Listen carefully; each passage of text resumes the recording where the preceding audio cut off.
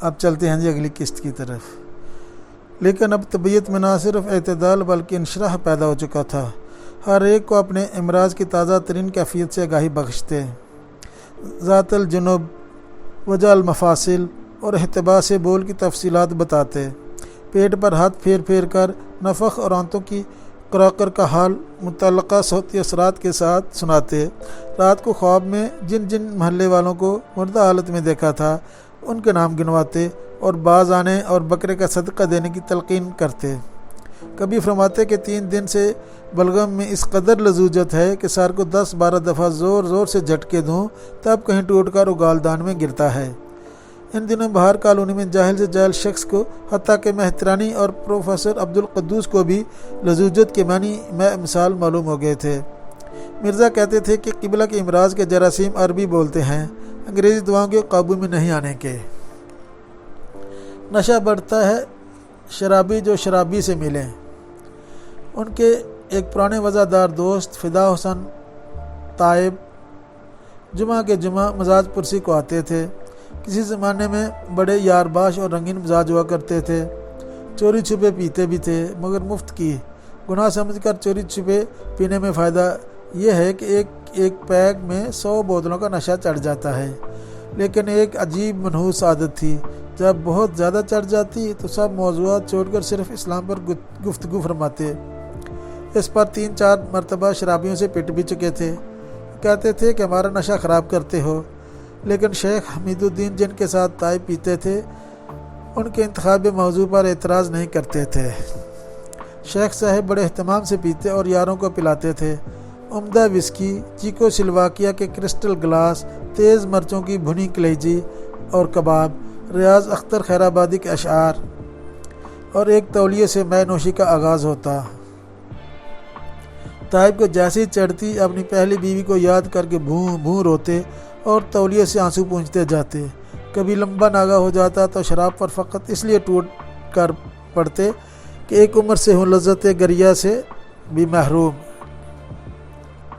کبھی نشہ زیادہ چڑھ جاتا اور گھر یا محلے میں جا کر چاندنی رات میں مرحومہ کو یاد کر کے دھاڑے مارتے یا گل گپاڑا کرنے لگتے تو موجودہ بیوی اور محلے والے مل کر ان کے سر پر بہشتی سے ایک مشق چھڑوا دیتے تھے۔ ایک مرتبہ جنوری میں ٹھنڈی برف مشق سے انہیں زکام ہو گیا، جس نے بعد میں نمونیا کی شکل اختیار کر لی۔ اس واقعے کے بعد بیوی نے ان کو ترکی ٹوپی اڑا کر مشق چھڑواتی تھی۔ فدا حسین خان طائب۔ فدا حسین طائب کی عمر یہی 60 کے لگ بھگ ہوگی، لیکن تاکنے جھانکنے کا لبکہ نہیں گیا تھا۔ بقول شخص جس نظر سے وہ پرائی بہو بیٹیوں کو دیکھتے تھے، اس نظر کے لیے ان کی اپنی بیوی ایک عمر سے ترس رہی تھی۔ تیسرے بچے کے بعد ان کے شوہرانہ توجہات میں فرق آ گیا تھا کہ ہمارے ہاں گرہستی محبت کے لیے بچے سپیڈ بریکرز رفتار شکن کا کام دیتے ہیں۔ طب آزاد نے ایک بیوی پر توکل نہ کیا، مدتوں زنانے زود زیاب کی خوش بستری میں نروان ڈھونڈا کیے، جب تک بدرہ ہونے کی استطاعت رہی تنگ نکاح سے نکل کر شب خون مارتے تھے۔ ادھر بے زبان بیوی یہ سمجھ کر سب کو چنگیز کرتی رہی کچھ اور چاہیے وسعت میرے میاں کے لیے۔ لوگوں کی سمجھ میں نہیں آتا تھا کہ موصوف نے کیا سمجھ کے طائب تخلص اختیار کیا ہے، کون سا عیب ہے جو ان میں نہیں، آخر کس چیز سے طائب ہوئے ہیں۔ پھر یہ سوچ کر خاموش ہو جاتے کہ شاید اشارہ نیکیوں کی طرف ہو۔ طائب کسی زمانے میں ایک کوآپریٹو بینک میں ملازمت اور شاعری کرتے تھے، اعداد و شمار کے ساتھ بھی شاعری کرنے کی کوشش کرتے اور غبن کے الزام میں نکالے گئے۔ شاعری اب بھی کرتے تھے مگر سال میں صرف ایک بار۔ 50ویں سالگرہ کے بعد یہ وتیرہ بنا لیا کہ ہر سال 1 جنوری کو اپنا قطع تاریخ وفات کہہ کر رکھ لیتے، جو 12-13 سال سے شرمندہ تعبیر ہونے سے محروم تھا۔ کلام صفائی بیان، سلاست، بندش کی چستی، خیال آفرینی اور نحوست کوٹ کے بھری ہوئی تھی۔ دوران سال کسی دوست یا واقف کار کا انتقال ہو جاتا تو اس کا نام کسی مصرے میں ٹھونس کر اپنا قطع اسے بخش دیتے۔ کلام میں آمد تھی نہ آورد، بس مرحومین کی آمد و رفت تھی۔ بزرگوار ان کے کلام کی داد ایک عجیب انداز سے دیتے، جیسے جس کی نقل اتاری جا سکتی ہو، بیان نہیں کیا جا سکتا۔ اس میں مارے باندھے کی رسمی داد، مجلسی شائستگی، دانستہ طنز اور بے ساختہ ہنسی کی باعث غیر مساوی آمیزش ہوتی تھی۔ ہنسی ہنسی کے دور سے کوئی سنے تو طے نہ کر سکے کہ ہنس رہے ہیں یا رو رہے ہیں، مطلب یہ کہ زار و قطار ہنستے تھے۔ نام کی تبدیلی کے سبب بہت سے قطعات میں سکتہ پڑنے لگتا، جسے وہ ضرورت شعری اور تقاضۂ موت کے تحت روا سمجھتے تھے۔ بعض لبے گور دوست محض ان کے قطع کے خوف سے مرنے سے گریز کر رہے تھے۔ بزرگوار کو طائب صاحب کا آنا بھی ناگوار گزرنے لگا۔ ایک دن کہنے لگے، یہ منحوس کیوں منڈلاتا رہے ہے؟ میں تو جانوں اس کی نیت مجھ پہ خراب ہو رہی ہے۔ اس سال کا قطع میرے سر گویا کہ میرے سرانے چپکنا چاہتا ہے۔ پھر بطور خاص وصیت فرمائی کہ اول تو میں ایسا ہونے نہیں دوں گا، لیکن بالفرض محال فدا حسان خان طائب سے پہلے مر جاؤں، وہ کہ میں ہرگز ایسا نہیں ہونے دوں گا، تو اس کا قطع میری پائنتی لگانا۔ جن قبروں کے کتبوں پہ یہ قطعات میں مرحومین کے ناموں اور ان کے اپنے تخلص طائب کے کندہ تھے، ان سے یہ پتہ نہیں چلتا تھا کہ در حقیقت قبر میں کون دفن ہے، یا بقول پروفیسر عبدالقدوس انتقال اہل قبر کا ہوا ہے یا شاعر کا۔ بعض لوگ یہ کتبے دیکھ کر تعجب کرتے کہ ایک ہی شاعر کو بار بار کیوں درگور کیا گیا، لیکن جب کلام پر نگاہ کرتے تو کہتے کہ ٹھیک ہی کیا، کسی شاعر ہی نے کہا ہے کہ اے بسا شاعر کے بعد از مرگ ذات۔ مطلب یہ کہ بہت سے شاعر ایسے ہوتے ہیں کہ مرنے کے بعد بھی وہ زندہ رہتے ہیں۔ شاعر مر جاتا ہے مگر کلام باقی رہ جاتا ہے۔ محفل سما خراشی۔ یوں کوئی دن ایسا نہیں جاتا تھا کہ بزرگوار مرنے کی دھمکی نہ دیتے ہوں۔ جنرل شیر علی کی طرح قبرستان میں قطع زمین خرید کر اپنا پختہ مزار بنوا لیا تھا، جو کافی عرصے سے غیر آباد پڑا تھا کہ قبضہ لینے سے ہنوز کتراتے تھے۔ اکثر خود پر عالم یاس طاری کر کے یہ شعر پڑھتے، دیکھتے ہی دیکھتے دنیا سے اٹھ جاؤں گا میں، دیکھتی کی دیکھتی رہ جائے گی دنیا مجھے۔ شعر میں اپنی چٹ پٹ موت پر زبان کا کھیل دکھایا گیا ہے۔ تذکیر و تانیث کی الٹ پلٹ سے، یعنی دیکھتے ہی دیکھتے اور دیکھتی کی دیکھتی سے بیک وقت نزاکت زباں و نزا اور لذت تجنیس دکھانی مقصود ہے۔ اس سے تو بقول مرزا عبدالودود بیگ یہی پتہ چلتا ہے کہ بزرگوار کی موت زبان کے چٹخارے سے واقع ہوئی، گویا زبان سے اپنی قبر کھودی۔ تو ہم حق مغفرت کرے، عجب پابند محاورہ وہ روز مرد تھا۔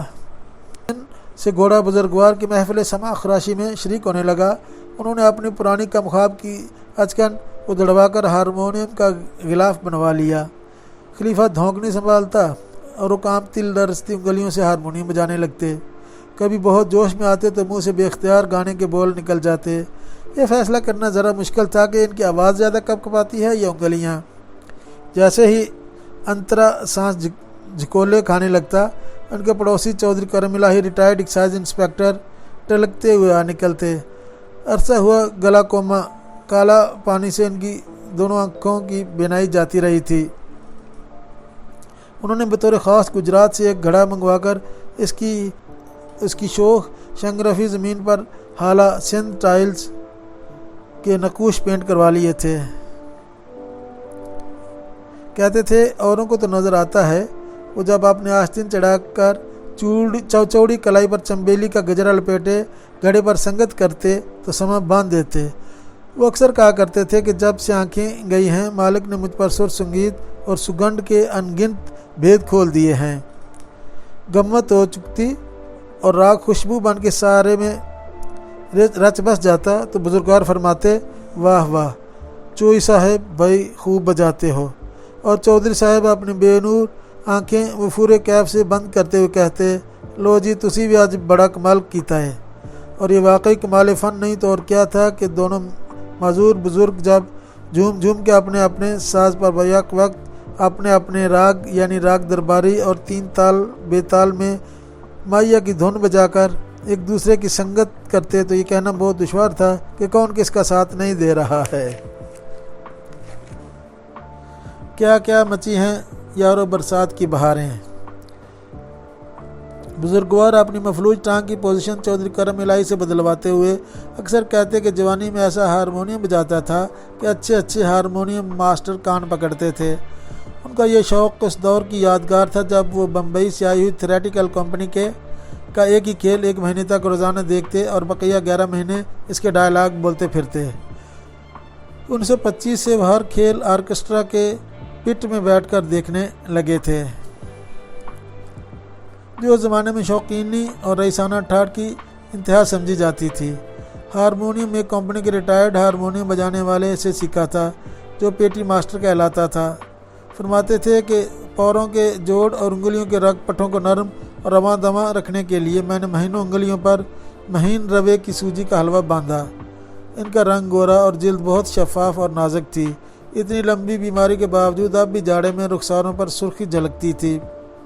غلافی آنکھیں بند کر لیتے تو اور خوبصورت لگتی۔ سفید اچکن، بھری بھری پنڈلیوں پر پھنسا ہوا چوڑی دار، جوانی میں وہ بہت وجیح اور جامع زیب تھے۔ اپنی جوانی کا ذکر آتے ہی تڑپ اٹھتے، ایک تیر تو نے مارا جگر میں کہ ہائے ہائے۔ وہ بھی کیسے ارمان بھرے دن تھے، جب ہر دن ایک نئے کمل کی مانند کھلتا تھا، جب سائے دھانی ہوتے تھے، جب دھوپ گلابی ہوتی تھی، ان کے تصوری سے سانس تیز تیز چلنے لگتی۔ بیتے ہوئے روز و ماہ و سال خزاں کے پتوں کی مانند چاروں اور اڑنے لگتے۔ ہائے وہ استاد فیاض خان کی وحشی بگولے کی طرح اٹھتی ہوئی الاپ، وہ گوہر جان کی ٹھنکتی ٹھنکارتی آواز، اور مختار بیگم کیسی بھری بھری آسودہ آواز سے گاتی تھی۔ اس میں ان کی اپنی جوانی تان لیتی تھی۔ پھر خواب پگھلنے لگتے، یادوں کا دریا بہتے بہتے خواب سراب کے آب گم میں اترتا چلا جاتا۔ موٹی موٹی بوندیں پڑنے لگتی، زمین سے لپٹ اٹھتی اور بدن سے ایک گرم مدماتی مہکار پھوٹتی۔ بارش میں بھیگے تر بستر مہین کرتے کچھ بھی تو نہ چھپاتے۔ پھر بادل باہر بھیتر ایسا ٹوٹ کے برستا کہ سبھی کچھ بہا لے جاتا۔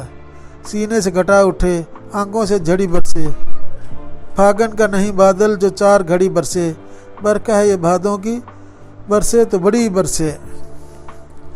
جھمیم برستا رہتا اور وہ ہارمونیم پر دونوں ہاتھوں سے کبھی بین کبھی استاد جھنڈے خان کی چہچہاتی دھوم مچاتی سلامیاں بجاتے تو کہنے والے کہتے ہیں کہ کالے ناگ بلوں سے نکل کے جھومنے لگتے، دریچوں میں چاند نکل آتے، کہیں ادھورے چھڑکاؤ سے کورے پنڈے کی طرح سنسناتی چھتوں پر لڑکیاں دھن کو دیکھ کر اس کے رنگ اپنے لہریوں میں اتارتی، اور کہیں چندن باہوں پر سے چٹکی اور کچی چنری کے رنگ چھٹائے نہیں چھٹتے۔